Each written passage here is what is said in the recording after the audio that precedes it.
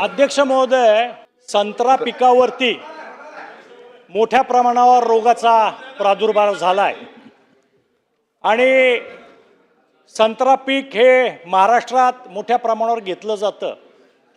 अमरावती जिल्हा असेल, विदर्भ असेल, उर्वरित महाराष्ट्र असेल, याच्यामध्ये हे पीक मोठ्या प्रमाणावर घेतलं जातं।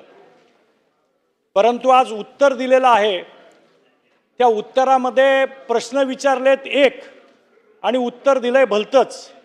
असं घडलेलं आहे अध्यक्ष महोदय, मी आपल्या निदर्शनात आणू इच्छितो। प्रश्न विचारण्यात आला होता,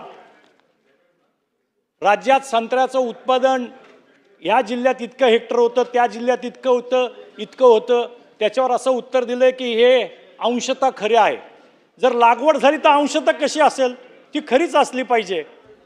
दुसरा प्रश्न होता, त्याच्यामध्ये विचारलं होतं की संत्रा पट्ट्यामध्ये फायटोथोराचा प्रादुर्भाव झालाय, त्यामुळे झाड वाळते, त्यांना अन्न मिळत नाहीये, तर त्याच्यावरती हे खरे नाही। आणि तिसऱ्या प्रश्नाला असल्यास कृषी विद्यापीठ व अन्य तज्ज्ञांचे मार्गदर्शन घेतले आहे का, हे खरे नाही। आता तज्ज्ञांचं मार्गदर्शन घेतले आहे का, हे खरे नाही कसं काय म्हणायचं?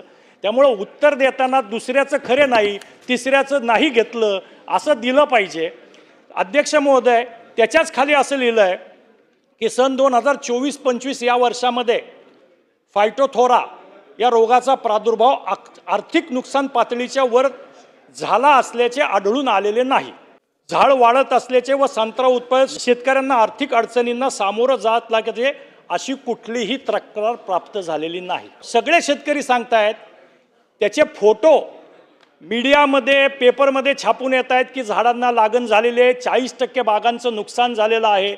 अनेक तज्ज्ञ सांगतायत की त्याच्यामधून पाणी साठतं मुळाशी आणि पाणी मुळाशी साठल्यामुळं तो रोगाचा प्रादुर्भाव होतो, त्यातून डिंकाचा स्त्राव होतो आणि अन्य द्रव्य झाडापर्यंत जात नाही आणि परिणामी पिकावरती नुकसान होतं। पण हे असं असताना आपण अशी चुकीची उत्तरं का छापतो? जे आहे ते छापलं पाहिजे, योग्य पद्धतीने छापलं पाहिजे। मला वाटतं सगळीकडे AI आलेलं आहे, तर आपल्या अधिकाऱ्यांच्या मदतीसाठी उत्तर देण्यासाठी, उत्तर लिहिण्यासाठी एखादी AI प्रणाली महाराष्ट्र शासनाने विकसित करावी काय, की त्यांना मराठीमध्ये नीट उत्तर छापता येईल। कारण उत्तरात एका बाजूला म्हणतायत की तक्रार प्राप्त नाही, दुसऱ्या बाजूला जग ओरडून सांगते, फोटो काढते पेपरमध्ये, तर आपण काय तक्रार देण्याची शेतकऱ्यांनी वाट बघणार आहे का सरकार सुमोटो पण काहीतरी करणार आहे? हे माझे प्रश्न आहेत अध्यक्ष महोदय।